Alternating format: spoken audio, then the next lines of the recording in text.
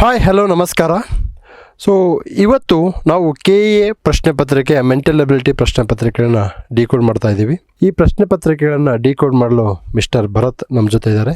ಭರತ್ ಅವರು UPSC conduct ಮಾಡ್ತಕ್ಕಂತಹ CAPF ಎಕ್ಸಾಮಲ್ಲಿ 208ನೇ ರ್ಯಾಂಕಿಂಗ್ನೊಂದಿಗೆ ತೇರ್ಗಡೆ ಆಗಿರ್ತಕ್ಕಂಥದ್ದು ಬಹಳ ಒಂದು ಸಂತೋಷ ಮತ್ತು ಸಂಭ್ರಮ ಪಡ್ತಕ್ಕಂಥ ವಿಚಾರ. ಮೋಸ್ಟ್ ಇಂಪಾರ್ಟೆಂಟ್ ಯಾಕೆ CAPF ಅಂತ ಹೇಳಿದೆ ಅಂತಂದರೆ, ಆಲ್ಮೋಸ್ಟ್ UPSCಗಿಂತ ಅಂದರೆ ಸಿವಿಲ್ ಸರ್ವಿಸ್ಗಿಂತ ಒಂದು ಹೆಜ್ಜೆ ಕಡಿಮೆ ಇರ್ತಕ್ಕಂತಹ ಎಕ್ಸಾಮ್ ಅದಾಗಿರುತ್ತೆ. ಸಿವಿಲ್ ಸರ್ವೀಸಸ್ಗೆ ಹೇಗೆ ಪ್ರಿಪೇರ್ ಆಗಬೇಕು ಅಷ್ಟೇ ಮಟ್ಟದ ಒಂದು intensive preparation, conceptual clarity CAPF ಎಕ್ಸಾಮ್ಸ್ಗೆ ಬೇಕಾಗುತ್ತೆ. ಸೊ ಅಂತಹ ಪರೀಕ್ಷೆಯನ್ನು ಕ್ಲಿಯರ್ ಮಾಡಿಕೊಂಡು ಕರ್ನಾಟಕದ ವಿದ್ಯಾರ್ಥಿಗಳಿಗೆ, ವಿಶೇಷವಾಗಿ KA KPSC ಮತ್ತು PSIಗೆ ಪ್ರಿಪೇರ್ ಆಗ್ತಕ್ಕಂತಹ ವಿದ್ಯಾರ್ಥಿಗಳಿಗೆ ಸೆಂಟ್ರಲ್ ಗೌರ್ಮೆಂಟ್ ಆ್ಯಂಗಲಿಂದ, ಈಗ ನಾವು ಆಲ್ರೆಡಿ ಡಿಸ್ಕಷನ್ ಮಾಡಿದ್ದೀವಿ ನಮ್ಮ ಇಡೀ HYT ಕ್ಲಾಸಲ್ಲಿ. Usually questions come from central government exams. ಆ ಅಪ್ರೋಚು, ನಾಲೆಡ್ಜು, ಹೇಗೆ ಆನ್ಸರ್ಸನ್ನು ನಾವು ಬಿಡಿಸಬೇಕು, ಹೇಗೆ ಆನ್ಸರ್ಸನ್ನು ತೆಗೆದುಕೊಳ್ಬೇಕು ಅಂತ ಅನ್ನೋ ಅಂಶವನ್ನು ಈಗ ಭರತ್ ಹೇಳ್ತಾರೆ. ಮೋಸ್ಟ್ ಇಂಪಾರ್ಟೆಂಟ್, ಈ will come up with 2 methodologies. Okay, ಒಂದು ಅಕಾಡೆಮಿಕ್ ಅಪ್ರೋಚಲ್ಲಿ ಹೇಗೆ ಪ್ರಿಪ್ರೇಷನ್ ಮಾಡಬೇಕು, ಹೇಗೆ ಆನ್ಸರ್ಸನ್ನು ತೆಗಿಬೇಕು ಅಂತ ಹೇಳ್ತಾರೆ. ಇನ್ನು ಒಂದು ಕಾಂಪಿಟೇಟಿವ್ ಎಕ್ಸಾಮ್ಸ್ ಆ್ಯಂಗಲಿಂದ ಈ ಸೆಕೆಂಡ್ ಕಾಂಪೊನೆಂಟ್ ಇದೆಯಲ್ಲ, ಇದು ಮೋಸ್ಟ್ ಇಂಪಾರ್ಟೆಂಟ್. ಸೊ ಮೊನ್ನೆ ನಡೆದಂತಹ KA FDA non HK question ಪೇಪರ್ಗಳನ್ನು ನಿಮ್ಮ ಮುಂದೆ ಸಾಲ್ವ್ ಮಾಡ್ತಾರೆ. So over to Bharat. Thank you so much sir. So yes, hello everyone. Shantappa sir ಹೇಳ್ದಾಗೆ ನನ್ನ ಹೆಸರು ಭರತ್. UPSC CAPF ಅಲ್ಲಿ ಆಲ್ ಇಂಡಿಯಾ ರ್ಯಾಂಕ್ 208 ಪಡೆದಿದ್ದೀನಿ. ಆ್ಯಂಡ್ ಇವತ್ತು ಮೆಂಟಲ್ ಎಬಿಲಿಟಿ ಏನೇನು ಕ್ವೆಶನ್ಸ್ ಬಂದಿತ್ತು KA ಎಕ್ಸಾಮಲ್ಲಿ, ಆ ಕ್ವೆಶನ್ಸ್ನ ಅನಾಲಿಸಿಸ್ ಮಾಡೋಣ. ಯಾವ ರೀತಿಯಲ್ಲಿ ನಾವು ಸಾಲ್ವ್ ಮಾಡ್ಬೋದು, ಯಾವ ರೀತಿಯಲ್ಲಿ ನಾವು ಟೈಮ್ ಸೇವ್ ಮಾಡ್ಬೋದು. ನೋಡಿ, ಮೆಂಟಲ್ ಎಬಿಲಿಟಿ ಟೈಮ್ನ ಸೇವ್ ಮಾಡೋಕ್ಕೆ ಅಂತ ಇಟ್ಕೋಬೇಕು, ಟೈಮ್ನ ವ್ಯರ್ಥ ಮಾಡೋಕ್ಕಂತಲ್ಲ. ಸೊ ಮೆಂಟಲ್ ಎಬಿಲಿಟಿಯಲ್ಲಿ ಕಾನ್ಸೆಪ್ಚುಯಲ್ ಕ್ಲಾರಿಟಿ ಇಲ್ಲ ಅಂತ ಅಂತು ಅಂದರೆ ಮೆಂಟಲ್ ಎಬಿಲಿಟಿ ಟೈಮ್ ವೇಸ್ಟ್ ಆಗುತ್ತೆ. ಬಟ್ ಕಾನ್ಸೆಪ್ಚುಯಲ್ ಕ್ಲಾರಿಟಿ ಕರೆಕ್ಟಾಗಿತ್ತು ಅಂದರೆ ಕಾಂಪಿಟೇಟಿವ್ ಎಕ್ಸಾಮಲ್ಲಿ ಯಾವ ರೀತಿಯಲ್ಲಿ ನಾವು ಕ್ವೆಶನ್ಸ್ನ ಸಾಲ್ವ್ ಮಾಡಬೇಕು ಅಂತ ಗೊತ್ತಿದ್ದರೆ mental ability is a game changer ಅಂತಲೇ ಹೇಳ್ಬೋದು. ಸೊ ಹಾಗಾಗಿ ಏನಾಗುತ್ತೆ, ಸೊ ನಮ್ಮ UPSC ಅಲ್ಲಿ ಸಂಸ್ಥೆಯಾದಂತಹ IAS ಬಾಬಾ ಮತ್ತು ಶಾಂತಪ್ಪ ಸರ್ ಅವರ ಶಾಂತ ಮಾರ್ಗ ಇಬ್ಬರು ಕೊಲಾಬ್ರೇಟ್ ಆಗಿ, ಸೊ ನಮ್ಮ ಕರ್ನಾಟಕದ ವಿದ್ಯಾರ್ಥಿಗಳಿಗೆ ಒಂದು ಆಪರ್ಚುನಿಟಿ ಸಿಗಲಿ ಸೆಂಟ್ರಲ್ ಗೌರ್ಮೆಂಟಲ್ಲಿ. ಸೊ ಸೆಂಟ್ರಲ್ ಗೌರ್ಮೆಂಟ್ ಅಂತ ನೋಡ್ತಿದ್ರೆ, ನಾನು ಪಾಸಾದ ವರ್ಷ ಸರ್ ಕೇವಲ ಬರೀ 3 ಜನ ಮಾತ್ರ ಪಾಸಾಗಿದ್ರು UPSC CAPF ಅಲ್ಲಿ ಕರ್ನಾಟಕದಿಂದ. ಸೊ ಹಾಗಾಗಿ ನಮ್ಮ ಕರ್ನಾಟಕದ ವಿದ್ಯಾರ್ಥಿಗಳು ಸೆಂಟ್ರಲ್ ಲೆವೆಲ್ಗೆ ಬರಬೇಕು, ಅಲ್ಲಿ ಒಂದು ಉತ್ತಮವಾದಂತಹ ಹುದ್ದೆಗಳನ್ನ ಪಡ್ಕೋಬೇಕು ಅನ್ನುವಂತಹ ಈ ಒಂದು ನಿಮ್ಮ ಏನು ಆಶೆ ಇದೆ, ಖಂಡಿತವಾಗ್ಲೂ ನೆರವೇರಲಿ ಸರ್. ಆ್ಯಂಡ್ ಸೊ ಈ ಒಂದು ಕೋರ್ಸ್ನಲ್ಲಿ, ಈ ಒಂದು ಕೊಲಾಬ್ರೇಷನಲ್ಲಿ ಮೆಂಟಲ್ ಎಬಿಲಿಟಿ ಪಾರ್ಟ್ನ ನಾನು ಹ್ಯಾಂಡಲ್ ಮಾಡ್ತಾ ಇದ್ದೀನಿ. ಸೊ ಹಾಗಾಗಿ ಅದರ ಒಂದು ವಿಶ್ಲೇಷಣೆ, ಮೆಂಟಲ್ ಎಬಿಲಿಟಿ ಥರ ಯಾವ ರೀತಿಯಲ್ಲಿ ಸಾಲ್ವ್ ಮಾಡಬೇಕು ಅಂತ ಇದು ಒಂದು ಚಿಕ್ಕ ಉದಾಹರಣೆ ಥರ ನಿಮಗೆ ಕೊಡ್ತೀನಿ. So will start. Yes, so Bharat ಅವರು ಕಂಟಿನ್ಯೂ ಮಾಡ್ತಾ ಇದ್ದಾರೆ. ಅವ್ರ ಕ್ಲಾಸ್ನ ಕೇಳಿ ಎಂಜಾಯ್ ಮಾಡಿ. ಏನೇ ಡೌಟ್ಸ್ ಇದ್ರೂ ಕಾಮೆಂಟ್ ಸೆಕ್ಷನ್ ಮೆನ್ಷನ್ ಮಾಡಿ. So he is going to come and help you. Thank you, ನಮಸ್ತೆ. Yes sir. ಸೊ ಇವಾಗ without wasting much time will start ಮಾಡೋಣ. ಯಾವ ರೀತಿಯಲ್ಲಿ ಸಾಲ್ವ್ ಮಾಡಬೇಕು ಅಂತ ನೋಡ್ಕೊಂಡು ಹೋಗೋಣ. ಮೊದಲನೇ ಪ್ರಶ್ನೆ 75ನೇ ಪ್ರಶ್ನೆ ಇತ್ತು ಇದರಲ್ಲಿ. ಯಾವುದರಲ್ಲಿ? KA D1 ಸೀರೀಸ್ನಲ್ಲಿ. ಓಕೆ, KA ನಡೆಸಿದಂತಹ NHK ನಾನ್ ಕಲ್ಯಾಣ ಕರ್ನಾಟಕ ಅಂತ ನಾವೇನು ಕರಿತೀವಿ, ಅದರಲ್ಲಿ 75ನೇ ಕ್ವೆಶನಿಂದ ಮೆಂಟಲ್ ಎಬಿಲಿಟಿ ಕ್ವೆಶನ್ಸ್ ಸ್ಟಾರ್ಟ್ ಆಗ್ತಿತ್ತು D1 ವರ್ಷನಲ್ಲಿ. ಸೊ ಈ ಒಂದು ಕ್ವೆಶನ್ಸ್ ಕಾನ್ಸೆಪ್ಚುಯಲ್ ಕ್ಲಾರಿಟಿ ಇತ್ತು ಅಂತ ಅಂದಿದ್ರೆ ನಿಮಗೆ ತುಂಬ ಈಸಿಯಾಗಿ ಸುಲಭವಾಗಿ ಆನ್ಸರ್ನ ಮಾಡ್ಬೋದಾಗಿತ್ತು. ಹೇಗೆ ಅಂತ ಹೇಳ್ತೀನಿ ನೋಡಿ. 4,000ಕ್ಕೆ ಮೊದಲು ಕ್ವೆಶನ್ನ ಓದೋಣ. 4,000ಕ್ಕೆ 2 ವರ್ಷಗಳ ನಂತರ ದೊರೆತ ಸರಳ ಬಡ್ಡಿಯು ₹800. 800 ರೂಪಾಯಿ ನನಗೆ ಸರಳ ಬಡ್ಡಿ ರೂಪದಲ್ಲಿ ಬರ್ತಾ ಇದೆ 2 ವರ್ಷಕ್ಕೆ. ಎಷ್ಟು ಮೊತ್ತಕ್ಕೆ? 4,000 ಮೊತ್ತಕ್ಕೆ. ಅದೇ ಮೊತ್ತಕ್ಕೆ ಅದೇ ಬಡ್ಡಿ ದರದಲ್ಲಿ ಮತ್ತು ಅದೇ ಅವಧಿಗೆ ದೊರೆತ ಚಕ್ರ ಬಡ್ಡಿ ಎಷ್ಟು ಅಂತ ಕೇಳ್ತಿದ್ದಾರೆ. ಸೊ ಯಾವ ಕಾನ್ಸೆಪ್ಟ್ ಆಯಿತು? ಸರಳ ಬಡ್ಡಿ ಮತ್ತು ಚಕ್ರ ಬಡ್ಡಿ. ಕೊಟ್ಟಿರುವಂತಹ ಡೀಟೇಲ್ಸ್ನಲ್ಲಿ ನಾವು ರೇಟ್ ಆಫ್ ಇಂಟ್ರೆಸ್ಟ್ ಅಂತ ಅಂತೀವಲ್ವ, ಬಡ್ಡಿ ದರನ ಕಂಡಿಡ್ದು ಅದಾದಮೇಲೆ ಒಂದು ಫಾರ್ಮುಲಾ ಇರುತ್ತೆ ಚಕ್ರ ಬಡ್ಡಿಗೆ. A = P × 1 + R/100 whole to the power of T. ಈ ರೀತಿಯಾದಂತಹ ಫಾರ್ಮುಲಾಗೆ Pನ ಸಬ್ಸ್ಟಿಟ್ಯೂಟ್ ಮಾಡಿ, Rನ ಸಬ್ಸ್ಟಿಟ್ಯೂಟ್ ಮಾಡಿ, Tನ ಸಬ್ಸ್ಟಿಟ್ಯೂಟ್ ಮಾಡಿ, ಆಮೇಲೆ ಈ ಒಂದು A ಏನು ಬರುತ್ತೆ ಅಮೌಂಟ್ಗೆ -P ಮಾಡಿದ್ರೆ ಆವಾಗ ಆನ್ಸರ್ ಬರುತ್ತೆ. Academic approach. ಬಟ್ ಕಾಂಪಿಟೇಟಿವ್ ಎಕ್ಸಾಮಲ್ಲಿ ಯಾವ ರೀತಿ ಸಾಲ್ವ್ ಮಾಡಬೇಕು, ಕಾಂಪಿಟೇಟಿವ್ ರೀತಿಯಲ್ಲಿ ಯಾವ ರೀತಿ ಸಾಲ್ವ್ ಮಾಡಬೇಕಂದ್ರೆ more of common sense. Okay, ನಿಮ್ಮ ಕಾಮನ್ ಸೆನ್ಸ್, ಮೆಂಟಲ್ ಎಬಿಲಿಟಿ ಅಂದರೆ ಏನು, ನಿಮ್ಮ ಮಾನಸಿಕ ಸಾಮರ್ಥ್ಯನ ಟೆಸ್ಟ್ ಮಾಡ್ತಾ ಇರ್ತಾರೆ. ನಿಮ್ಗೆ ಈ ಫಾರ್ಮುಲಾ ಗೊತ್ತಿಲ್ವಾ ಅದು ಮ್ಯಾಟರ್ ಆಗೋಲ್ಲ, ನಿಮ್ಮ ಮಾನಸಿಕ ಸಾಮರ್ಥ್ಯ. ಸೊ ಇದು ಮ್ಯಾಟರ್ ಆಗುತ್ತೆ. ಸೊ ನಾನು ಯಾವ ರೀತಿಯಲ್ಲಿ ಸಾಲ್ವ್ ಮಾಡಬೇಕಂದ್ರೆ ಸೊ ಫಸ್ಟು ಈ ಕ್ವೆಶನ್ನ ನೋಡಿದ ತಕ್ಷಣ ನಾನು ಏನು ಮಾಡ್ತೀನಿ, ಬರೀ ಕ್ವೆಶನ್ನ ನೋಡಿ ನಿಲ್ಲಿಸಬಾರ್ದು, ಆಪ್ಷನ್ಸ್ನ ನೋಡಬೇಕು. ಯಾವ್ಯಾವ ಆಪ್ಷನ್ಸ್ ಇದೆ, 840, 480, 820. ಓಕೆ, ಸರಳ ಬಡ್ಡಿಲಿ ನನಗೆ 2 ವರ್ಷಕ್ಕೆ ಎಷ್ಟು ಬರ್ತಿದೆ, 800 ರೂಪಾಯಿ ಬರ್ತಿದೆ. ಚಕ್ರ ಬಡ್ಡಿ ಅಂದರೆ ಏನು, ಬಡ್ಡಿ ಮೇಲೆ ಬಡ್ಡಿ, ಸರಳ ಬಡ್ಡಿಗಿಂತ ಜಾಸ್ತಿ ಬರಬೇಕಲ್ವಾ. ಸೊ 800, 480, 800 ಎಲಿಮಿನೇಟ್ ಆಯಿತು. ಏನೂ ಮಾಡ್ದಿರಾ ಸುಮ್ಮನೆ ಕಾಮನ್ ಸೆನ್ಸ್ ಯೂಸ್ ಮಾಡಿದ್ರೆ you will come to 50-50. 2 option ಈಸಿಯಾಗಿ ಎಲಿಮಿನೇಟ್ ಮಾಡಿದ್ವಿ. ಇವಾಗ ನೆಕ್ಸ್ಟ್ ಏನು ಮಾಡೋಣ, ಸರಳ ಬಡ್ಡಿ ಮತ್ತು ಕಾಂಪೌಂಡ್ ಇಂಟ್ರೆಸ್ಟ್ ಅಂತ ನಾವು ಚಕ್ರ ಬಡ್ಡಿ ಅಂತ ನಾವೇನಂತೀವಿ, ಸಿಂಪಲ್ ಇಂಟ್ರೆಸ್ಟ್ ಮತ್ತು ಕಾಂಪೌಂಡ್ ಇಂಟ್ರೆಸ್ಟ್ ಕಾನ್ಸೆಪ್ಟ್ನ ಅರ್ಥ ಮಾಡ್ಕೊಂಡಿದ್ರೆ ಬಡ್ಡಿಯ ಮೇಲೆ ಬಡ್ಡಿಯನ್ನು ನಾವು ಚಕ್ರ ಬಡ್ಡಿ ಎನ್ನುತ್ತೇವೆ. ಎಲ್ಲ ಬುಕ್ಕಲ್ಲೂ ಮೆನ್ಷನ್ ಮಾಡಿರ್ತಾರೆ. ಬಡ್ಡಿ ನಮಗೆ ನಾವೇನು ಮೊತ್ತ ಇಟ್ಟಿರ್ತೀವಿ ಅದಕ್ಕೆ ನಮಗೆ ಬಡ್ಡಿ ಕೊಡ್ತಾರೆ. ಆ ಬಡ್ಡಿಗೆ ಇನ್ನೊಂದು ಸರಿ ಬಡ್ಡಿ ಹಾಕಿದ್ರೆ ಏನಾಗುತ್ತೆ, ಚಕ್ರ ಬಡ್ಡಿ ಅಂತ ಆಗುತ್ತೆ. ಸೊ ಬಡ್ಡಿಗೆ ಬಡ್ಡಿ, ಬಡ್ಡಿಯ ಮೇಲೆ ಬಡ್ಡಿ, ಇದು ಚಕ್ರ ಬಡ್ಡಿ ಆಗುತ್ತೆ, compound interest. So simple interest ಮೇಲೆ ಇನ್ನೊಂದು ಸರಿ ಸಿಂಪಲ್ ಇಂಟ್ರೆಸ್ಟ್ ಹಾಕಿದ್ರೆ ಆವಾಗ ಅದೇನಾಗುತ್ತೆ, ಕಾಂಪೌಂಡ್ ಇಂಟ್ರೆಸ್ಟ್ ಆಗುತ್ತೆ. ಸೊ ನಮಗೆ ಕೊಟ್ಟಿರುವಂಥದ್ದೇನು, 4,000 ರೂಪಾಯಿ ಇದೆ ನಮ್ಮ ಹತ್ರ. ಓಕೆ, 4,000 2 ವರ್ಷ ಅಂತ ಕೊಟ್ಟಿದ್ದಾರಲ್ವಾ. ಸೊ 2 ಇಯರ್ಸ್, ಇದು ಮೊದಲನೇ ವರ್ಷ ಅಂದ್ಕೊಳ್ಳೋಣ, ಇದು 2ನೇ ವರ್ಷ ಅಂದ್ಕೊಳ್ಳೋಣ. ಸೊ ಫಸ್ಟಲ್ಲಿ ಏನಾಯಿತು, ಫಸ್ಟ್ ವರ್ಷದಲ್ಲಿ ನನಗೆ ಎಷ್ಟು ಬಂತು, 400 ರೂಪಾಯಿ ಬಂತು. 2ನೇ ವರ್ಷದಲ್ಲಿ 400 ರೂಪಾಯಿ ಬಂತು. ಹೇಗೆ ಗೊತ್ತಾಯಿತು, ಸಿಂಪಲ್ ಇಂಟ್ರೆಸ್ಟಲ್ಲಿ ಪ್ರತಿ ವರ್ಷ ಇಂಟ್ರೆಸ್ಟು ಸೇಮ್ ಇರುತ್ತೆ. ನಂಗೆ ಈ ವರ್ಷ 400 ಬಂದರೆ ನೆಕ್ಸ್ಟ್ ವರ್ಷನೂ 400 ಬರುತ್ತೆ, ನೆಕ್ಸ್ಟ್ ವರ್ಷನೂ 400 ರೂಪಾಯಿ ಬರುತ್ತೆ, 4ನೇ ವರ್ಷನೂ ನಂಗೆ 400 ರೂಪಾಯಿ ಬರುತ್ತೆ ಸಿಂಪಲ್ ಇಂಟ್ರೆಸ್ಟಲ್ಲಿ. ಇದು ಕಾನ್ಸೆಪ್ಟು ಆಯಿತಾ. 2 ವರ್ಷ ಅಂತ ಹೇಳಿದರೆ ನನಗೆ 800 ರೂಪಾಯಿ ಬಡ್ಡಿ. ಸೊ 2ನ್ನ ಡಿವೈಡ್ ಮಾಡ್ಕೊತೀನಿ, 400 ರೂಪಾಯಿ 400 ರೂಪಾಯಿ, ಟೋಟಲ್ ನನಗೆ 800 ರೂಪಾಯಿ ಬಂದಿದೆ ಸಿಂಪಲ್ ಇಂಟ್ರೆಸ್ಟಲ್ಲಿ. ಓಕೆ, ಸರಳ ಬಡ್ಡಿಯಲ್ಲಿ. ಇವಾಗ 4,000ಕ್ಕೆ 400 ರೂಪಾಯಿ ಅಂತ ಅಂದರೆ ಕಾಮನ್ ಸೆನ್ಸ್ ಅಗೇನ್ 10% ಅಂತ ಅಲ್ವಾ, 10% ಆಯ್ತಲ್ವಾ. 4,000ಕ್ಕೆ 10% ಏನಾಗುತ್ತೆ, 400 ರೂಪಾಯಿಗಳಾಗುತ್ತೆ ಈ ಒಂದು ಬಡ್ಡಿ ಪರ್ಸೆಂಟಲ್ಲಿ. ನೆಕ್ಸ್ಟು ಇವಾಗ ಚಕ್ರ ಬಡ್ಡಿ ಕಂಡುಹಿಡಿಬೇಕು. ಚಕ್ರ ಬಡ್ಡಿ ಯಾವ ಥರ ಕಂಡುಹಿಡಿತೀನಿ, ಆ ಒಂದು ಫಾರ್ಮುಲಾ ನಾನು ಏನು ಹೇಳ್ಕೊಟ್ಟೆ ಅದರಲ್ಲೂ ಸಹ ಕಂಡುಹಿಡಿಬೋದು. ನನಗೆ ಬೇಡ ಫಾರ್ಮುಲಾ, ನಾನು ಹಂಗೆ ಮಾಡ್ತೀನಿ ಅಂತಂದರೆ ಈ ರೀತಿಯಲ್ಲಿ ಮಾಡ್ಬೋದು. 4,000 ಹಿಂಗೆ ಹಾಕೋತೀವಿ. ಸೇಮ್ ಮೊದಲನೇ ವರ್ಷ, 2ನೇ ವರ್ಷ. ಸೊ ಮೊದಲನೇ ವರ್ಷ ಚಕ್ರ ಬಡ್ಡಿಯಲ್ಲೂ ಕೂಡ ನಮಗೆ ಸರಳ ಬಡ್ಡಿ ಅಷ್ಟೇ ಬಡ್ಡಿ ಬರುತ್ತೆ. ಯಾಕೆ, ಬಿಕಾಸ್ ಇನ್ನೂ ಏನು ಬಡ್ಡಿ ಜನ್ರೇಟೇ ಆಗಿರಲ್ಲಲ್ವ, ಬಡ್ಡಿ ಇನ್ನೂ ನಮ್ಗೆ ಬಂದಿರಲ್ಲ, ಬಡ್ಡಿ ಮೇಲೆ ಬಡ್ಡಿ ಹಾಕಬೇಕಲ್ವ. ಮೊದಲನೇ ವರ್ಷ ಯಾವುದೇ ರೀತಿಯಾದಂತಹ ಬಡ್ಡಿ ಬಂದಿರಲ್ಲ, ಹಾಗಾಗಿ ನನಗೆ ಸರಳ ಬಡ್ಡಿ ಎಷ್ಟಿದೆ ಅಷ್ಟೇ ಚಕ್ರ ಬಡ್ಡಿ ಆಗುತ್ತೆ. ಸೊ ಈ 400 ರೂಪಾಯಿಗಳೇನಿದೆ ಆ 400 ರೂಪಾಯಿಗಳೇ ಚಕ್ರ ಬಡ್ಡಿಯಲ್ಲೂ ಬರುತ್ತೆ 2ನೇ ವರ್ಷ. ಸೊ ಇವಾಗ 2ನೇ ವರ್ಷಕ್ಕೆ ಚಕ್ರ ಬಡ್ಡಿಯಲ್ಲಿ ಏನಾಗುತ್ತೆ, ಕಾಂಪೌಂಡ್ ಇಂಟ್ರೆಸ್ಟಲ್ಲಿ ಏನಾಗುತ್ತೆ, 4,000ಕ್ಕೆ 400 ರೂಪಾಯಿ ಬರುತ್ತೆ. ಇದರ ಜೊತೆಗೆ ಈ 400 ರೂಪಾಯಿ ಮೊದಲನೇ ವರ್ಷದ ಬಡ್ಡಿ ಏನಿರುತ್ತೆ ಅದಕ್ಕೂ ಸಹ 10%. ಯಾಕೆ 10%? ಬಿಕಾಸ್ ಇಲ್ಲಿ ಆಪ್ರೇಟ್ ಆಗ್ತಾ ಇರುವಂತಹ ಬಡ್ಡಿ ದರ ಎಷ್ಟು, 10%. ಸೊ ಇಲ್ಲಿ 400ಕ್ಕೂ ಸಹ 10% ಅಂತ ಅಂದರೆ 40 ರೂಪಾಯಿ ಜಾಸ್ತಿ ಆಗುತ್ತೆ. ಸೊ ಇದಿಷ್ಟು ನನಗೇನಾಯಿತು, ಚಕ್ರ ಬಡ್ಡಿ ಆಯಿತು. ಸೊ ಎಷ್ಟಾಯಿತು, 400, 400, 40. 400 + 400 800, 800 + 40 840. ಈಸಿ, 840 ಆನ್ಸರ್ ಬಂತು. ನೆಕ್ಸ್ಟು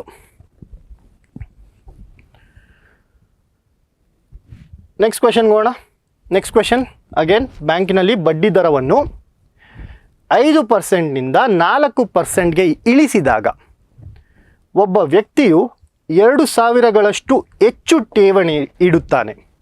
ಅಂದರೆ ಏನಾಗ್ತಿದೆ, ಬ್ಯಾಂಕಲ್ಲಿ ಒಂದಿಷ್ಟು ಅಮೌಂಟ್ ಇಟ್ಟಿರ್ತೀರ ಆಯಿತಾ. ಸಡನ್ನಾಗಿ ಬ್ಯಾಂಕ್ ಅವ್ರು ಏನು ಮಾಡ್ತಾರೆ, ಈ RBI ಅವರು ರೆಪೋ ರೇಟ್ನ ಕಮ್ಮಿ ಮಾಡಿಬಿಟ್ರು ಅಂದ್ಬಿಟ್ಟು ಇಂಟ್ರೆಸ್ಟ್ ರೇಟ್ನ ಕಮ್ಮಿ ಮಾಡಿಬಿಡ್ತಾರೆ ಬ್ಯಾಂಕ್ ಅವರು.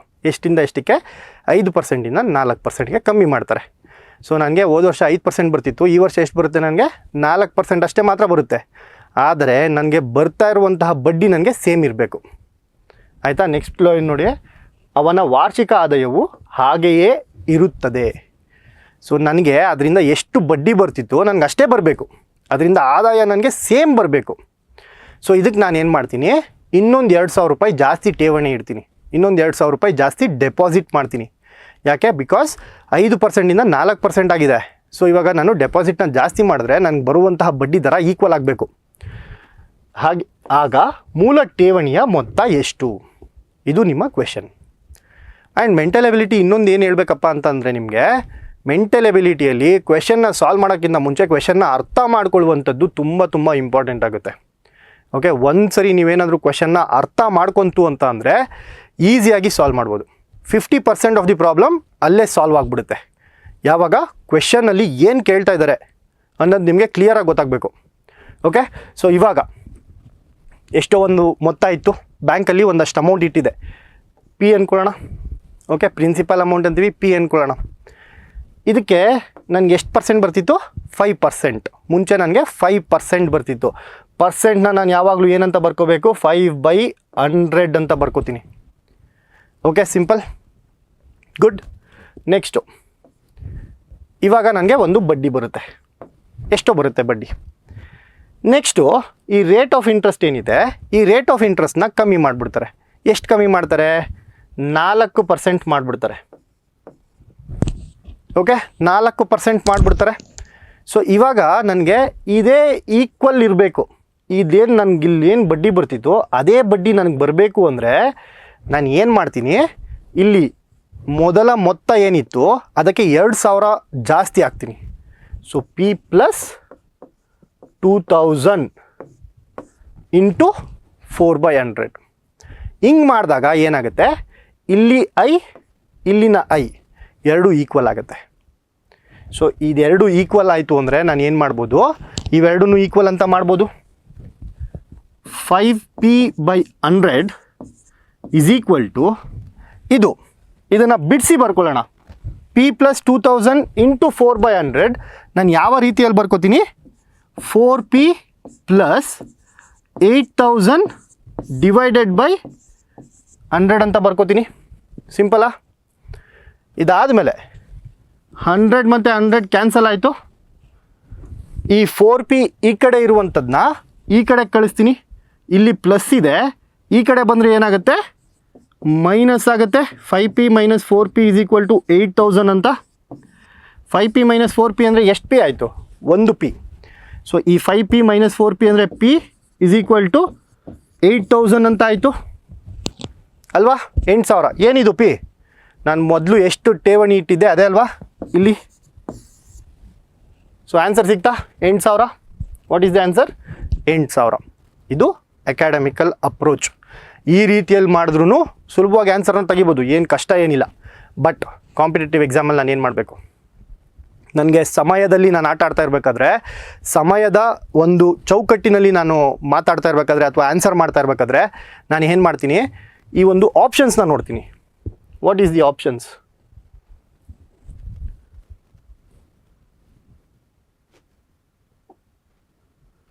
ಸೊ ಇಲ್ಲಿ ಆಪ್ಷನ್ಸ್ ಏನಿದೆ? 7,500, 8,000, 8,500, 7,000. ಸೊ ನಾನು ಯಾವಾಗ್ಲೂ when I am doing it in options method, option ಮೆಥಡಲ್ಲಿ ನಾನು ಏನಾದರೂ ಮಾಡ್ತು ಅಂತ ಅಂದರೆ ಯಾವಾಗಲೂ ಎಷ್ಟು ಜಾಸ್ತಿ ಸೊನ್ನೆಗಳಿರ್ತಾವಲ್ಲ ಆ ಒಂದು ನಂಬರ್ನ ತಗೋತೀನಿ. ಈ 500 ಅನ್ನುವಂಥದ್ದನ್ನ ತಗೊಳ್ಳಲ್ಲ ನಾನು. ಎಲ್ಲ ಹೋಲ್ ನಂಬರ್ಸ್ 8,000, 7,000, 6,000 ಅನ್ನುವಂಥದ್ದನ್ನ ತಗೋತೀನಿ. ಯಾಕೆ? ಕ್ಯಾಲ್ಕುಲೇಷನ್ ಈಸಿ ಆಗುತ್ತೆ ಅಂತ. ನಮಗೊಂದು ಐಡಿಯಾ ಬಂದ್ಬಿಡುತ್ತೆ ಒಂದು ಸಾಲ್ವ್ ಮಾಡಿದ್ರೆ. ನೋಡಿ ಹೆಂಗೆ ಮಾಡ್ತೀನಿ ಅಂತ. ಸೊ ಫಸ್ಟು ನಾನು 8,000 ರೂಪಾಯಿ ತಗೋತೀನಿ, ಈಸಿಯಾಗಿ ಕ್ಯಾಲ್ಕುಲೇಟ್ ಆಗುತ್ತೆ ಅಂತ. ಓಕೆ, 8,000 ತಗೋತೀನಿ. 8,000 ಇರುತ್ತಪ್ಪ, 8,000 ನಾನು ಇಟ್ಟಿದ್ದೀನಿ ಅಂದ್ಕೊಳ್ಳೋಣ. ನಾನು ಅಸ್ಯೂಮ್ ಮಾಡ್ಕೋತಾ ಇರೋದು 8,000 ಕರೆಕ್ಟು ಅಂತ. ಸೊ 8,000 ನಾನು ಇಡ್ತಾ ಇದ್ದೀನಿ ಏನಾಗಿ? ಠೇವಣಿಯಾಗಿ. ಸೊ ಈ 8,000ಕ್ಕೆ ನನಗೆ ಎಷ್ಟು ಪರ್ಸೆಂಟ್ ಕೊಡ್ತಾರೆ? 5% ಕೊಡ್ತಾರೆ. ಸೊ 8,000ಕ್ಕೆ 5% ಅಂದರೆ ಎಷ್ಟಾಯ್ತಪ್ಪ? 400. ಹೇಗೆ?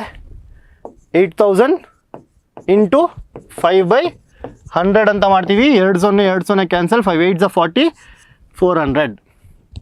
ಸಿಂಪಲ್ಲಾ? ಇವಾಗ ಬಡ್ಡಿ ದರನ 4% ಮಾಡಿದ್ದಾರೆ. ಬಡ್ಡಿ ದರನ 4% ಮಾಡಿದ್ದಾರೆ. ಸೊ ನಾನು ಠೇವಣಿ ಎಷ್ಟು ಮಾಡಿದೆ? ಪ್ಲಸ್ 2,000 ಮಾಡಿದೆ. ಸೊ ಟೋಟಲ್ ಎಷ್ಟಾಯಿತು? 10,000 ಆಯಿತು 10,000ಕ್ಕೆ 4% ಬಡ್ಡಿ ದರ ಅಂದರೆ ಎಷ್ಟು? ಅದೇ 400.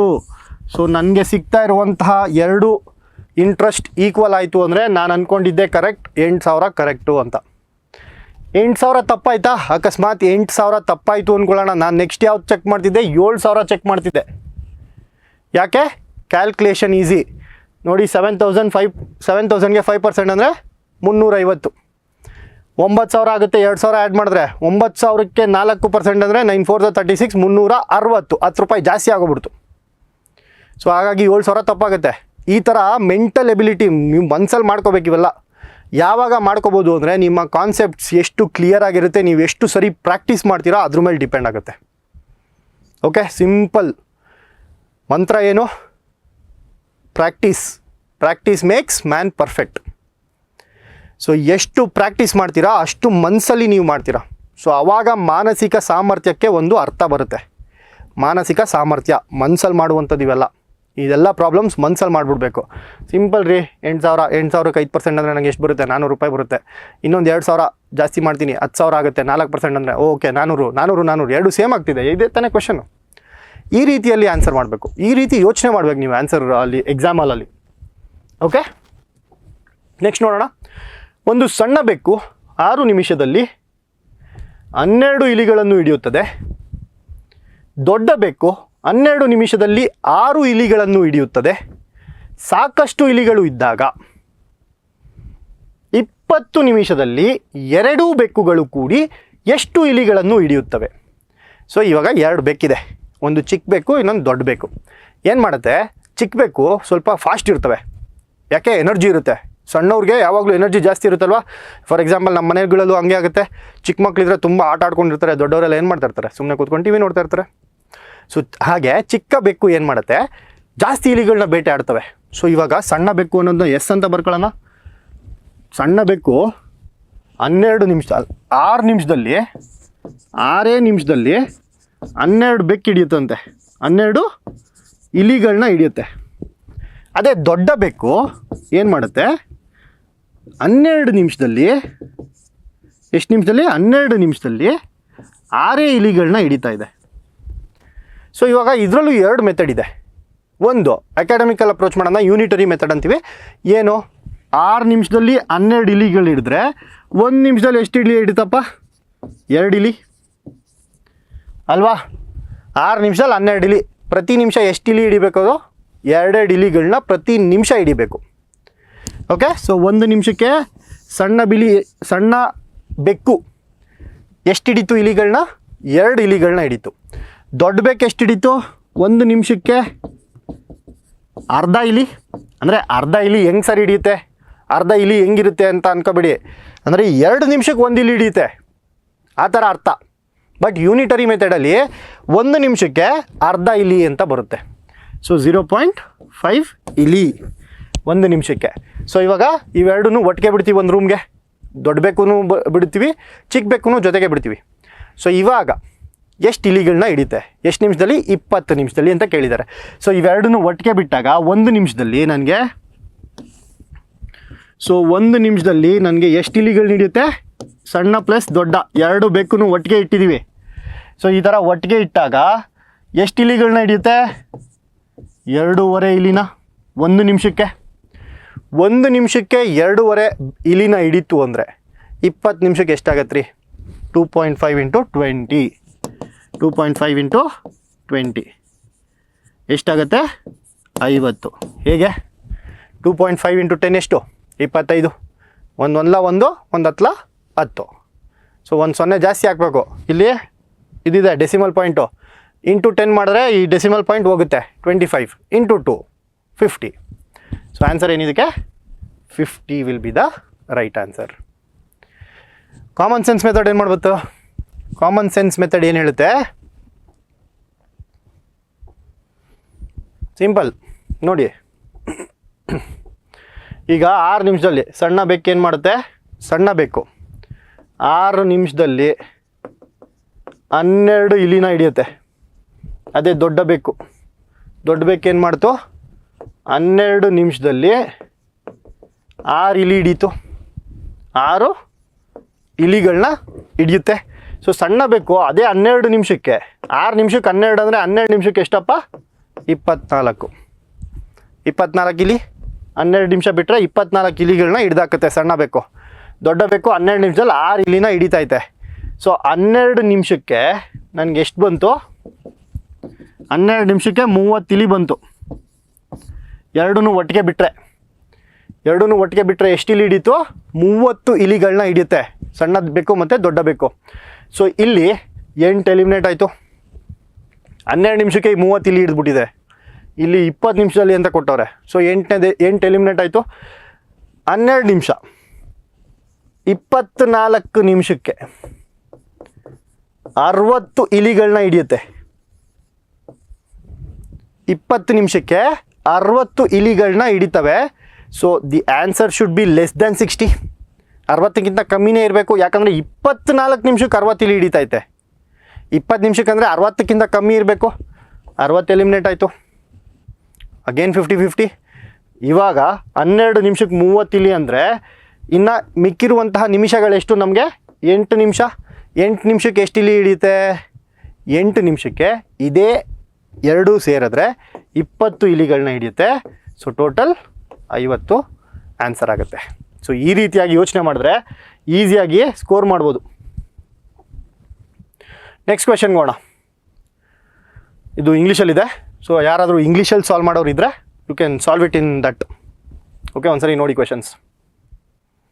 ಇದು ಸಿಂಪಲ್ ಇಂಟ್ರೆಸ್ಟ್ ಪ್ರಾಬ್ಲಮ್. ಆನ್ಸರ್ 840 ಆಗುತ್ತೆ. ರೇಟ್ ಆಫ್ ಇಂಟ್ರೆಸ್ಟ್ ಇದು ಮಾಡಿದ್ರೆ 8000 ಆಗುತ್ತೆ ಆನ್ಸರು. ಇದು 60 ಆಗಲ್ಲ, 50 ಆಗುತ್ತೆ ಆನ್ಸರು.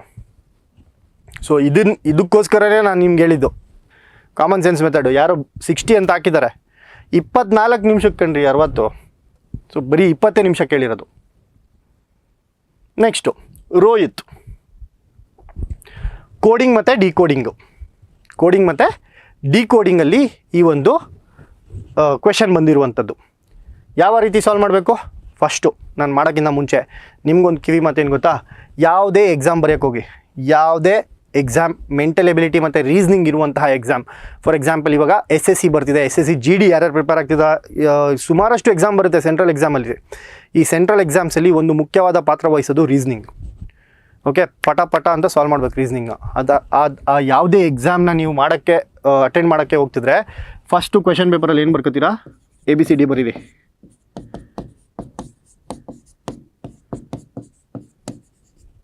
ಯಾವ ರೀತಿ? ಈ ರೀತಿ.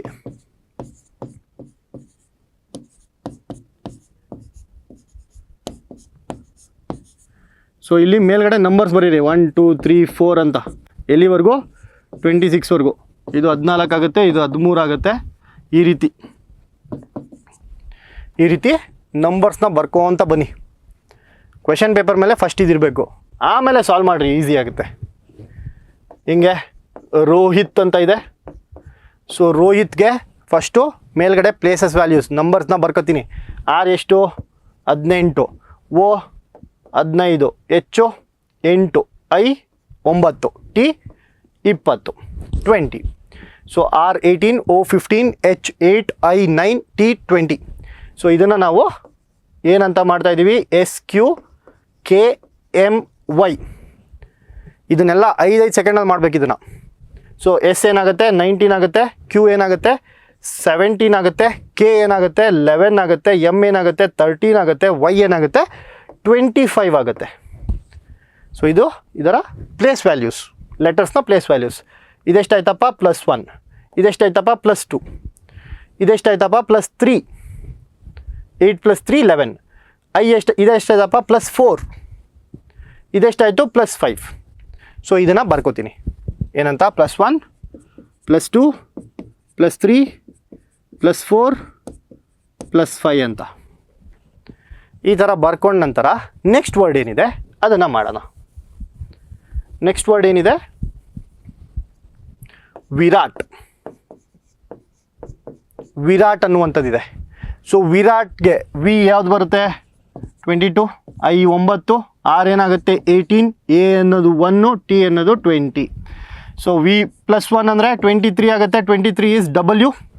ಎಲ್ಲಿದೆ? ಎಲ್ಲದರಲ್ಲೂ W ಇದೆ, ಏನು ಯೂಸ್ ಇಲ್ಲ. I +2 ಆಗಬೇಕು. +2 ಅಂದರೆ 11. K ಇದೋಯ್ತು ಇದೋಯ್ತು. ಸೊ ಇದೋಯ್ತು ಇದೋಯ್ತು. ನೆಕ್ಸ್ಟು +3 ಮಾಡಿದ್ರೆ 18 + 3 21 ಯು WKU ಆನ್ಸರ್ ಸಿಕ್ತು ಅಷ್ಟೇ. ಇನ್ನೂ 2 ಮಾಡಬೇಕಾ ನಿಮ್ಮ ಇಷ್ಟ, ಮಾಡೋಂಗಿದ್ರೆ ಮಾಡಿ. A1 ಇದೆ +4 ಮಾಡ್ತೀವಿ. ಇಲ್ಲಿ +4 ಮಾಡಿದಾಗ 5 ಬಂತು. 5 ಅಂದರೆ E ಬಂತು. ಇಲ್ಲಿ T +5 ಮಾಡಬೇಕು, 25 ಆಗಬೇಕು Y. Okay, simple. ಇಂತಹ ಪ್ರಶ್ನೆಗಳನ್ನ ಯಾರು ತಪ್ಪು ಮಾಡ್ತೀರಲ್ವಾ, ತುಂಬ ಕಷ್ಟ ಆಗುತ್ತೆ. ಸೊ ಇಂತಹ ಪ್ರಾಬ್ಲಮ್ಸ್ನ ತಪ್ಪೇ ಮಾಡಬಾರ್ದು. ಅಕಸ್ಮಾತ್ ಏನಾದರೂ ಸಿಲಿ ಮಿಸ್ಟೇಕ್ ಆಯಿತು ಸರ್, ನೋ ಎಕ್ಸ್ಕ್ಯೂಸ್. ಒಬ್ಬ ವಿದ್ಯಾರ್ಥಿಯು ಒಂದು ಸಂಖ್ಯೆಯನ್ನು 5/3 ಗುಣಿಸುವ ಬದಲಾಗಿ 3/5 ಗುಣಿಸುತ್ತಾನೆ. ಹಾಗಾದರೆ ಅವನು ಕಂಡುಹಿಡಿದ ಬೆಲೆಯಲ್ಲಿನ ಶೇಕಡ ದೋಷವೆಷ್ಟು? ಸೊ ಈ ಥರ ಒಂದು ಕ್ವೆಶನ್ಸ್ ಬರ್ತಾ ಇರ್ತವೆ. ಇದು UPSC ಲೆವೆಲಲ್ಲೂ ಕೇಳ್ತಾರೆ, not only group C level, UPSC ಲೆವೆಲಲ್ಲೂ ಈ ಥರವಂತಹ ಕ್ವೆಶನ್ಸ್ನ ಕೇಳ್ತಾರೆ. ಸೊ ಇದನ್ನೇ ಯಾವ ರೀತಿ ಸಾಲ್ವ್ ಮಾಡಬೇಕು, ಯಾವ ರೀತಿಯಲ್ಲಿ ಇದನ್ನು ಸಾಲ್ವ್ ಮಾಡಬೇಕಂತಂದರೆ ಸಿಂಪಲ್ ರೀ. ಈ ಥರ ಇದೆಯಲ್ವಾ, 2 ನಂಬರ್ ಇದೆ, 2 ಮಲ್ಟಿಪ್ಲೈ ಮಾಡ್ಕೊಳ್ಳಿ. 5 3s 15. 15 is what? 15 ನನ್ನ ಒರಿಜಿನಲ್ ನಂಬರ್ ಅಂತ ಅನ್ಕೊತೀನಿ. ಯಾಕೆ ಗೊತ್ತಾಗುತ್ತೆ? ಯಾಕೆ ಅಂದರೆ ಈಸಿ, ನಾವು ಏನೇ ಮೆಂಟಲ್ ಎಬಿಲಿಟಿ ಮಾಡ್ತೀವಿ ಅಂತಂದ್ರೂ ಕ್ಯಾಲ್ಕುಲೇಷನ್ ಈಸಿ ಆಗಬೇಕು.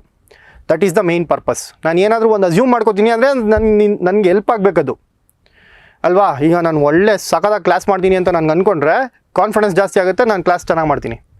ಸೊ ನಾನು ಏನು ಅಸ್ಯೂಮ್ ಮಾಡ್ಕೋಬೇಕು, ನನಗೆ ಯಾವುದು ಒಳ್ಳೆಯದಾಗುತ್ತೆ ಅದನ್ನು ನಾವು ಅಸ್ಯೂಮ್ ಮಾಡ್ಕೋಬೇಕು. ಸೊ ಮೆಂಟಲ್ ಎಬಿಲಿಟಿಲೂ ಸೇಮ್ ಫಾರ್ಮುಲಾ. ಏನು, ನಮಗೆ ಈಸಿ ಆಗುವಂಥದ್ದನ್ನ ಅಸ್ಯೂಮ್ ಮಾಡ್ಕೋಬೇಕು.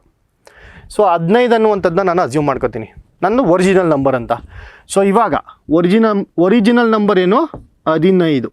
15ಕ್ಕೆ ನನಗೇನು ಮಾಡೋಕ್ಕೆ ಹೇಳ್ತಾರೆ? ಗುಣಿಸಪ್ಪ ಅಂತಾರೆ, ಮಲ್ಟಿಪ್ಲಿಕೇಶನ್ ಮಾಡಪ್ಪ ಅಂತಾರೆ.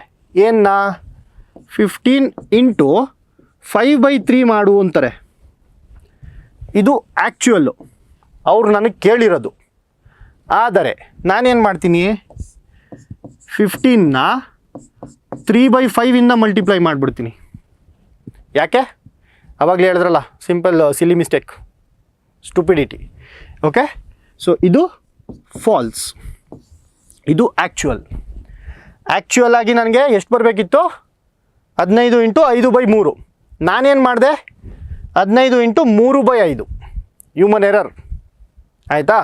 ಸೊ ಈ ಥರ ಮಾಡಿಬಿಡ್ತೀನಿ. ಸೊ ಇಲ್ಲಿ ನನಗೆ ಆನ್ಸರ್ ಎಷ್ಟು ಬರಬೇಕಿತ್ತು ಆ್ಯಕ್ಚುಯಲ್ ಆಗಿ? ಈ ಥರ ಮಾಡಿದಾಗ ನನಗೆ 3 1 3 5 ಅಂದರೆ 25 ಬರಬೇಕಿತ್ತು.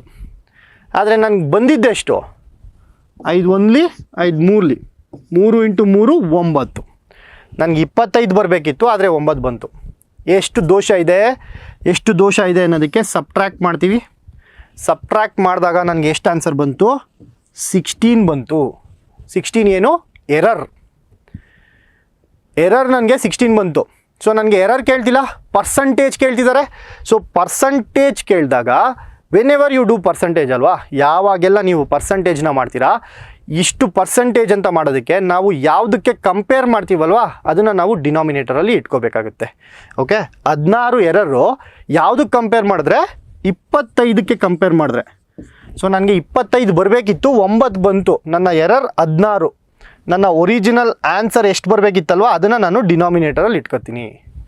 ಆಮೇಲೆ ಪರ್ಸಂಟೇಜ್ಗೆ ಕನ್ವರ್ಟ್ ಮಾಡಬೇಕಂದ್ರೆ × 100 ಮಾಡ್ತೀನಿ.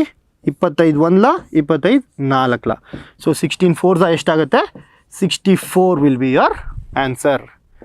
ಆಪ್ಷನ್ 4 ಈಸಿ ಆನ್ಸರ್ ಆಯಿತು, ಈಸಿ ಕ್ವೆಶನ್ ಆಯಿತು. ಸೊ ಏನು ತಲೆ ಕೆಡ್ಸ್ಕೋಬೇಡಿ, ಜಾಸ್ತಿ ಏನು ಕಷ್ಟ ಕೇಳ್ತಾ ಇಲ್ಲ, ಈಸಿಯಾಗೆ ಕೇಳ್ತಾ ಇದ್ದಾರೆ. ಸೊ ಈ ಒಂದು IAS ಬಾಬಾ ಮತ್ತು ಶಾಂತಮಾರ್ಗ ಕೊಲ್ಯಾಬ್ರೇಷನ್ ಏನಿದೆ, ಈ ಒಂದು ಕೊಲ್ಯಾಬ್ರೇಷನಲ್ಲಿ ಒಂದು ಕೋರ್ಸ್ನ ಲಾಂಚ್ ಮಾಡ್ತಾ ಇದ್ದೀವಿ, ಮೆಂಟಲ್ ಎಬಿಲಿಟಿ ಕ್ರ್ಯಾಶ್ ಕೋರ್ಸ್ ಅಂತ.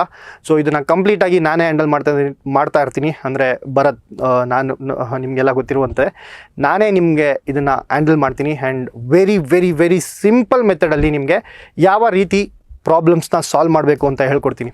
ಓಕೆ, ಸೊ ನೆಕ್ಸ್ಟ್ ಕ್ವೆಶನ್ನ ಸಾಲ್ವ್ ಮಾಡೋಣ. ಈಗ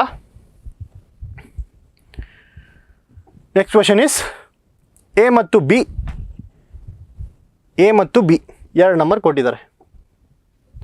ಯಾವೆರಡು? ಎ ಮತ್ತು B.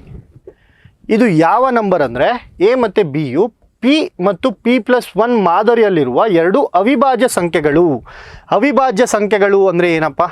Prime numbers. Prime numbers ಅಂದರೆ ಏನು? ಅವಿಭಾಜ್ಯ ಸಂಖ್ಯೆಗಳು ಅಂದರೆ ಏನು? ತನ್ನಿಂದ ಹೊರತುಪಡಿಸಿ ಬರೀ ಒಂದರಿಂದ ಮಾತ್ರ ಭಾಗ ಆಗುವಂತಹ ಪದಗಳಿಗೆ. ಡಿವೈಡ್ ಯಾವುದರಿಂದನೂ ಆಗಲ್ಲ, ಅದು ಒಂದರಿಂದ ಆಗುತ್ತೆ ಮತ್ತು ಅದೇ ನಂಬರಿಂದ ಆಗುತ್ತೆ. ಎಕ್ಸಾಂಪಲ್ ಕೊಡಬೇಕಂದ್ರೆ 3 ಅಂದ್ಕೊಳ್ಳೋಣ. 3 ಯಾವುದರಿಂದ ಡಿವೈಡ್ ಆಗುತ್ತೆ? 3 1ರಿಂದ ಡಿವೈಡ್ ಆಗುತ್ತೆ, ಬಿಟ್ಟರೆ 3ರಿಂದ ಡಿವೈಡ್ ಆಗುತ್ತೆ. ಇನ್ನೊಂದು ಎಕ್ಸಾಂಪಲ್ 17 ತೊಗೊಳ್ಳಿ.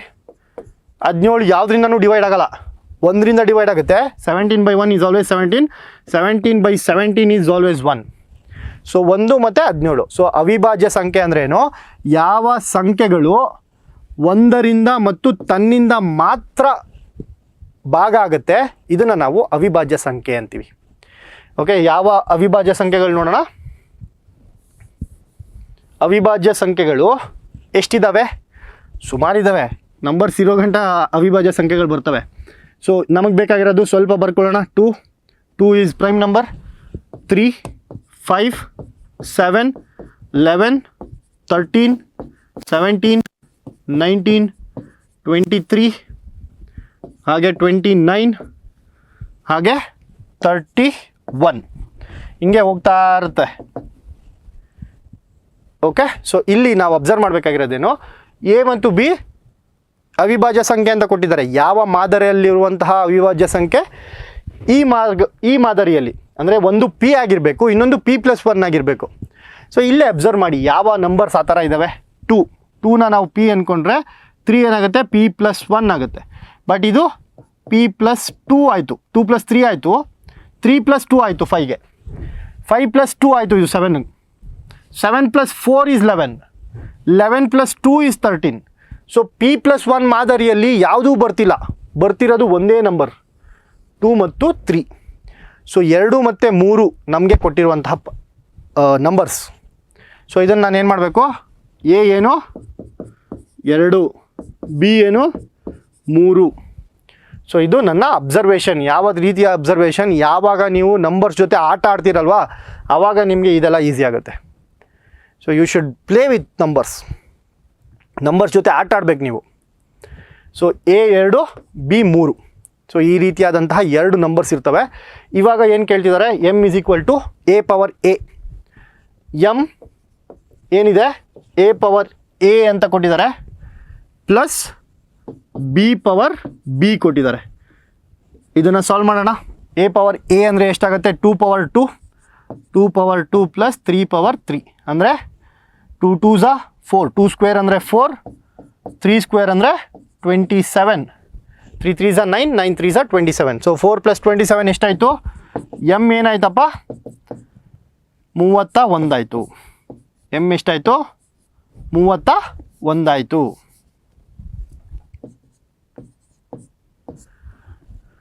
ನೆಕ್ಸ್ಟು ಎನ್ಗೆ ಸಾಲ್ವ್ ಮಾಡೋಣ. ಎನ್ ಏನಂತ ಕೊಟ್ಟಿದ್ದಾರೆ? A/B plus B/A, A/B plus B/A ಅಂದರೆ ಎ ಎಷ್ಟು ನಮಗೆ? A2, 2/3 plus 3/2. 2/3 ಅಂದರೆ ಎಷ್ಟಾಗುತ್ತೆ? 2 2s 4, 4 2s 8 ಅಂದರೆ 8 ಪ್ಲಸ್ 3 3s 9. ಎಷ್ಟಾಯಿತು? ಎನ್ ಎಷ್ಟಾಯಿತು? 17 ಆಯಿತು. ಸೊ ಎಮ್ ನನಗೆ 31 ಆಯಿತು, ಎನ್ ನನಗೆ 17 ಆಯಿತು. ಇವಾಗ ಸಾಲ್ವ್ ಮಾಡೋಣ ಕ್ವೆಶನ್ನ. ಏನು ಕೇಳಿದ್ದಾರೆ ಕ್ವೆಶನ್ ನೋಡಿ, ಆಪ್ಷನ್ಸ್ ನೋಡಿ. ಎಮ್ ಮತ್ತು ಎನ್ 2 ಸಂಯುಕ್ತ ಸಂಖ್ಯೆಗಳು. ಸಂಯುಕ್ತ ಸಂಖ್ಯೆಗಳಂದರೆ ಏನು? ಭಾಗವಾಗುವಂತಹ numbers. More number of factors, 2ಕ್ಕಿಂತ ಜಾಸ್ತಿ ನಂಬರ್ ಆಫ್ ಫ್ಯಾಕ್ಟರ್ಸ್ ಇದ್ದರೆ ಅದನ್ನು ಕಾಂಪೋಸಿಟ್ ನಂಬರ್ಸ್ ಅಂತೀವಿ ಅಥವಾ ಸಂಯುಕ್ತ ಸಂಖ್ಯೆಗಳಂತೀವಿ. ಸೊ ಇವೆಲ್ಲ ತಲೆ ಕೆಡಿಸ್ಕೋಬೇಡಿ. ಸಂಯುಕ್ತ ಸಂಖ್ಯೆಗಳಂದ್ರೆ ಏನು? ಬೇರೆ ನಂಬರ್ಸಿಂದನೂ divide ಆಗಬೇಕಪ್ಪ.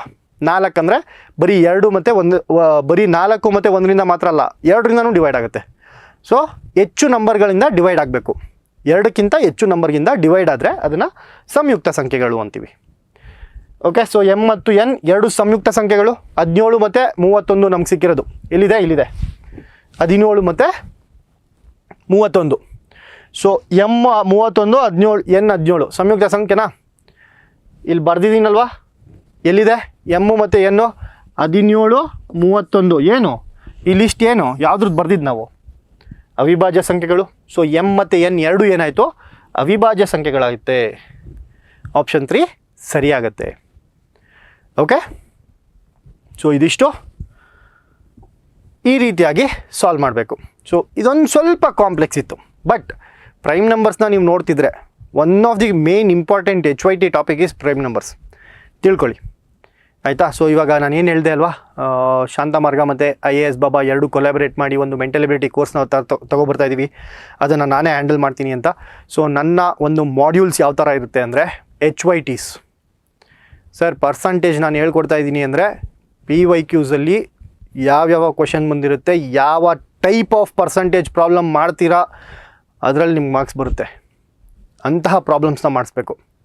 Okay, so percentage 10ನೇ class ಹುಡುಗರಿಗೂ ಹೇಳ್ಕೊಡ್ತಾರೆ, ಬಟ್ ಕಾಂಪಿಟೇಟಿವ್ ಎಕ್ಸಾಮಲ್ಲಿ ಪರ್ಸಂಟೇಜ್ನ ನೀವು ಓದಿದ್ರೆ ನಿಮ್ಗೆ ಮಿನಿಮಮ್ 4ರಿಂದ 6 ಮಾರ್ಕ್ಸ್ ಬರಬೇಕು, ಆ ರೀತಿಯಾಗಿ ಓದಬೇಕು. ಓಕೆ, ಯಾಕೆ? ಬಿಕಾಸ್ ಪರ್ಸಂಟೇಜ್ಗೆ ನೀವು ಟೈಮ್ ಹಾಕ್ತಿದ್ದೀರಾ, ಆ ಟೈಮಿಂದ ಏನಾದರೂ ಯೂಸ್ ಆಗಬೇಕಲ್ವಾ. ಸೊ ಆ ಥರ ಯೂಸ್ ಆಗಬೇಕು, ಇದನ್ನು ನಾವು HYTs ಅಂತೀವಿ, ಹೈ ಈಲ್ಡಿಂಗ್ ಟಾಪಿಕ್ಸ್. ಸೊ ನಾನೇನಾದರೂ ಒನ್ ಅವರ್ ನಾನು ಪರ್ಸಂಟೇಜ್ಗೆ ಮಾಡ್ತಾಯಿದ್ದೀನಿ ಅಂದರೆ ಅಟ್ಲೀಸ್ಟ್ ನನಗೆ 2 ಮಾರ್ಕ್ಸ್ ಬರಬೇಕು, ಅಟ್ಲೀಸ್ಟ್ ಮಿನಿಮಮ್ ನನಗೆ 2 ಮಾರ್ಕ್ಸ್ ಬರಬೇಕು, ಇಲ್ಲಾಂದರೆ ನಾನು 1 ಅವರ್ ಯಾಕ್ರಿ ಓದಲಿ ಅಲ್ವಾ. ಸೊ ಹಂಗೆ HYTsನ ಮೂಲಕ ಮಾಡ್ಯೂಲ್ಸ್ನ ಡಿಸೈನ್ ಮಾಡಿ I will take the mental ability class. So ಇನ್ನೊಂದು ಕ್ವೆಶನ್ ಮಾಡೋಣ ಇವತ್ತು. ಇನ್ನೊಂದು ಕ್ವೆಶನ್ ಯಾವುದು? 5 ವರ್ಷಗಳ ಹಿಂದೆ ಅರುಣಾ, ರಾಯ್, ಡೇವಿಡ್ ಮತ್ತು ಸಲ್ಮಾನ್. ಅರುಣಾ, ರಾಯ್, ಡೇವಿಡ್ ಮತ್ತು ಸಲ್ಮಾನ್ ಅವರ ಸರಾಸರಿ ವಯಸ್ಸು 45 ವರ್ಷಗಳಾಗಿತ್ತು. ಏನು ಹೇಳ್ತಿದ್ದಾರೆ? 5 ವರ್ಷದ ಹಿಂದೆ ಅರುಣಾ ಇದ್ದ, ರಾಯ್ ಇದ್ದರು, ಡೇವಿಡ್ ಇದ್ದರು ಮತ್ತು ಸಲ್ಮಾನ್ ಇದ್ದರು. ಇವರ ಒಟ್ಟು ಸರಾಸರಿ ಎಷ್ಟಾಗುತ್ತೆ? 45 ವರ್ಷ ಆಗಿರುತ್ತೆ. ಸೊ ಸರಾಸರಿ ಆ್ಯಾವ್ರೇಜ್ ಕಾನ್ಸೆಪ್ಟ್ ಮಾಡಬೇಕಾದ್ರೆ ಆ್ಯಾವ್ರೇಜ್ನ ಹೆಂಗೆ ಕಂಡುಹಿಡಿಯೋದು ಅಂತ ಹೇಳಿದೆ, ಇದರ ಮೊತ್ತ ಟೋಟಲ್ ಎಷ್ಟಾಗುತ್ತೆ? A+R+D+S, Aruna plus Roy plus David plus Salman. ಇವರಿಗೆ ಎಷ್ಟು ಜನ ಇದ್ದೀವಿ? 4 ಜನ ಇದ್ದಾರೆ. ಸೊ ಡಿವೈಡೆಡ್ ಬೈ 4 ಅಂತ ಮಾಡಿದಾಗ ನನಗೆ ಆ್ಯಾವ್ರೇಜ್ ಎಷ್ಟು ಬರುತ್ತೆ? 45 ವರ್ಷಗಳು ಬರುತ್ತೆ. ಇದು ಯಾವಾಗ? 5 ವರ್ಷಗಳ ಹಿಂದೆ. ಸೊ 5 ವರ್ಷಗಳ ಹಿಂದೆ ಇವರ ಟೋಟಲ್ ಏನಾಗಿರುತ್ತೆ? ಸೊ ಇವರ ಟೋಟಲ್ ಏನಾಗಿರುತ್ತೆ ಅಂದರೆ ಇದನ್ನು ಈ ಕಡೆ ಕಳಿಸಿ. ಈ ಕಡೆ ಕಳಿಸಿದಾಗ A+R+D+S ಇಸ್ ಈಕ್ವಲ್ ಟು 180 ಆಗುತ್ತೆ. 45 4 180. ಟೈಮೇ ವೇಸ್ಟ್ ಮಾಡಬಾರ್ದು. 45 2 ಪಟ್ಟೆಷ್ಟು? 90. 90ಕ್ಕೆ 2 ಪಟ್ಟೆಷ್ಟು? 180. ಸೊ 4 ಪಟ್ಟು ಅಂದರೆ 2 ಪಟ್ಟು 2 ಪಟ್ಟು. ಸೊ 45 × 2 × 2. 45 × 2 90. 90 2 180. ಈ ರೀತಿ ಸಾಲ್ವ್ ಮಾಡಬೇಕು. 45 4 180 ನೆನ್ಪು ಬಂದಿಲ್ಲ ಅಂದರೆ 45 2 90. 90 2 180. ಈ ರೀತಿಯಾಗಿ ಸಾಲ್ವ್ ಮಾಡ್ಕೋಬೇಕು ಮಲ್ಟಿಪ್ಲಿಕೇಶನ್ ಮತ್ತು ಡಿವಿಷನ್ನ. ಸೊ A+R+D+S ಏನಾಯಿತು? 180 ಆಯಿತು. ಇದು ಯಾವಾಗ? 5 ವರ್ಷಗಳ ಹಿಂದೆ, 5 ವರ್ಷಗಳ ನಂತರ. ಇವಾಗ ಅಟ್ ಪ್ರೆಸೆಂಟ್ ಮಾಡ್ತಾಯಿದ್ದೀವಿ. ಈಗ ಸೀತಾ ಅವರನ್ನು ಸೇರುತ್ತಾಳೆ. ಸೊ ಇವಾಗ ಪ್ರೆಸೆಂಟ್ಗೆ ಬಂದ್ವಿ. 5 ವರ್ಷ ಆ್ಯಡ್ ಮಾಡಬೇಕು. ಯಾಕೆ? ಬಿಕಾಸ್ ನಾವು ಅವಾಗಿಂದ ಏನು ಮಾಡ್ತಿದ್ವಿ? 5 years ಎಗೋ, 5 ವರ್ಷಗಳ ಹಿಂದಿನದನ್ನು ಮಾತಾಡ್ತಾ ಇದ್ದೀವಿ. ಈಗ ಎಲ್ಲ 5 ಜನರ ಸರಾಸರಿ ವಯಸ್ಸು 49 ವರ್ಷ ಆಗುತ್ತೆ. ಸೊ ಇವಾಗ ಆ್ಯಾವ್ರೇಜ್ ಚೇಂಜ್ ಆಗುತ್ತೆ. ಸೊ ಇಲ್ಲಿ ಫಸ್ಟು ಟೋಟಲ್ನ ಮಾಡ್ಕೊಳ್ಳೋಣ. ಟೋಟಲ್ ಎಷ್ಟಾಗುತ್ತೆ? A+R+D+S 180 ಆಯಿತು. ಈ 180ಗೆ 5 ವರ್ಷ, ಇವ್ರಿಗೂ 5 ವರ್ಷ ಜಾಸ್ತಿ ಆಗಬೇಕು, ಇವ್ರಿಗೂ 5 ವರ್ಷ ಜಾಸ್ತಿ ಆಗಬೇಕು, ಇವ್ರಿಗೂ 5 ವರ್ಷ ಜಾಸ್ತಿ ಆಗಬೇಕು, ಇವ್ರಿಗೂ 5 ವರ್ಷ ಜಾಸ್ತಿ ಆಗಬೇಕು ಅಲ್ವಾ. ಸೊ ಟೋಟಲ್ ಎಷ್ಟಾಗುತ್ತೆ? +20 ಆಗುತ್ತೆ. ಯಾಕೆ? 5 10 15 20. ಇವ್ರಿಗೂ 5 ಜಾಸ್ತಿ ಆಗಿರುತ್ತೆ, ಇವ್ರಿಗೂ 5 ಜಾಸ್ತಿ ಆಗಿರುತ್ತೆ, ಇವ್ರಿಗೂ 5, ಇವ್ರಿಗೂ 5 ಜಾಸ್ತಿ ಆಗಿರುತ್ತೆ. ಸೊ 5ನ 4 ಸರಿ ಜಾಸ್ತಿ ಮಾಡ್ತಿದ್ರೆ ನಮ್ಗೆ ಎಷ್ಟು ಬರುತ್ತೆ? ಟೋಟಲ್ಲು 180 + 20 ಅಂದರೆ 200 ಇಯರ್ಸ್ ಆಯಿತು. ಯಾರ್ದು? A+R+D+Sದು. ಇವಾಗ ಸೀತಾ ಒಬ್ಬರು ಸೇರ್ಕೋತಾರೆ. ಸೀತಾ ಒಬ್ಬರು ಸೇರಿಕೊಂಡಾಗ ಎಲ್ಲಿ ಬರೆಯೋಣ? ಜಾಗ ಇಲ್ವಲ್ಲ, ಇಲ್ಲಿ ಬರೀತೀನಿ. A+R+D+S. ಆಲ್ರೆಡಿ 4 ಜನ ಇದ್ದರು. ಈ 4 ಜನಕ್ಕೆ ಏನಾಗುತ್ತೆ? ಇನ್ನೊಬ್ಬರು ಸೀತಾ ಅಂತ ಜಾಯ್ನ್ ಆಗ್ತಾರೆ. ಸೀತಾ ಅಂತ ಜಾಯ್ನ್ ಆದಾಗ ಇವಾಗ ಎಷ್ಟು ಜನ ಆದರು? 5 ಜನ ಆದರು. ಆ್ಯಂಡ್ ಇವರ ಸರಾಸರಿ ಮೊತ್ತ ಎಷ್ಟಾಗುತ್ತೆ? 49 ಆಗುತ್ತೆ. 49 × 5. ಯಾಕೆ? 49 ವರ್ಷಗಳು ಸರಾಸರಿ ಅಂತ ಕೊಟ್ಟಿದ್ದಾರೆ. ಆ್ಯಂಡ್ ಈ ಒಂದು ಇದರಲ್ಲಿ ನೋಡಿ, A+R+D+S ಎಷ್ಟಾಯಿತು? 200 ವರ್ಷಗಳಾಯಿತು. ಸೊ ನಾನು ಸ್ಟ್ರೇಟ್ ಅವೇ ಇಲ್ಲೇನು A plus R plus D plus C S ಅಂತ ಏನಿದೆ ಇದನ್ನು ಡೈರೆಕ್ಟಾಗಿ 200 ಅಂತ ಬರ್ಕೋತೀನಿ. ಸೊ ಇದೆಲ್ಲ ಬರೆಯೋ ಬದಲು ನಾನು 200 ಅಂತ ಬರ್ಕೋತೀನಿ. ಯಾಕೆ A plus R plus D plus S ನನಗೆ ಎಷ್ಟು ಅಂತ ಗೊತ್ತು, 200 ಅಂತ ಗೊತ್ತು. Plus Sita divided by 5 is equal to 49 ಅಂತ ಬಂತು ಅಲ್ವಾ. ಸೊ 49 ಅಂತ ಬಂದಮೇಲೆ ಇದೇನಾಗುತ್ತೆ, ಇದನ್ನು ಸಾಲ್ವ್ ಮಾಡಿದಾಗ ಇದನ್ನು ಯಾವ ರೀತಿಯಲ್ಲಿ ಸಾಲ್ವ್ ಮಾಡಬೇಕು, 5 ಇಂಟು 49, 49 5 ಹೆಂಗೆ ಮಾಡ್ತೀರಾ, 49 ಇಂಟು 10 ಮಾಡಿ ಡಿವೈಡೆಡ್ ಬೈ 2 ಮಾಡ್ಕೊಳ್ಳಿ, ಈಸಿ. 49 ಇಂಟು 5 ಮಾಡೋದಕ್ಕಿಂತ 49 ಇಂಟು 10 490, 490 ಡಿವೈಡೆಡ್ ಬೈ 2 ಎಷ್ಟಾಗುತ್ತೆ, 245. 245 ಆಗುತ್ತೆ. 200 plus Sita is equal to 245 ಆಯಿತು. ಸೀತಾ ಅವ್ರದ್ದೆಷ್ಟು, ಈ 200ನ ನಾನು ಈ ಕಡೆ ಕಳಿಸ್ಬೇಕು. ಈ ಕಡೆ ಪ್ಲಸ್ ಇದೆ, ಪ್ಲಸ್ 200 ಏನೂ ಇಲ್ಲ ಅಂದರೆ ಪ್ಲಸ್ 200, ಈ ಕಡೆ ಹೋದರೆ ಮೈನಸ್ 200 ಆಗುತ್ತೆ. ಸೊ ಸೀತಾ ಅವ್ರದ್ದು ಎಷ್ಟು ಏಜ್ ಆಗುತ್ತೆ, 245 ಮೈನಸ್ 200 ಟೋಟಲ್ 45. ಏನು ಆನ್ಸರ್, ಆಪ್ಷನ್ 1 ಯಾರೆಲ್ಲ ಹಾಕಿದ್ದೀರಾ ಸರಿಯಾಗಿ ಹಾಕಿರ್ತೀರಾ. ಓಕೆ, ಸಿಂಪಲ್ ಕ್ವೆಶನ್, ಆ್ಯಾವ್ರೇಜ್ಗೆ ರಿಲೇಟ್ ಆಗಿರುವಂಥ ಕ್ವೆಶನ್. ಅವಾಗಿಂದ ನಾನು ಹೇಳ್ತಾ ಇದ್ದೀನಿ, ಇವಾಗ ನಿಮ್ಗೆ ಹೇಳ್ಕೊಡ್ಬೇಕಾದ್ರೆ ಇದು ಜಾಸ್ತಿ ಅನಿಸುತ್ತೆ, ಬಟ್ ನಾನೇ ಮಾಡಿದ್ರೆ ಇದು 5ರಿಂದ 10 ಸೆಕೆಂಡ್ ತಗೊಳ್ಳುವಂತಹ ಪ್ರಶ್ನೆ. ಓಕೆ, ಸೊ ನೀವು ಮೆಂಟಲಿ ಎಲ್ಲ ಪ್ರಿಪೇರ್ ಆಗಿರಬೇಕು. ಯಾವಾಗ ಆಗುತ್ತೆ ಅಂತಂದರೆ ವೆನ್ ಯು ಪ್ರಾಕ್ಟೀಸ್.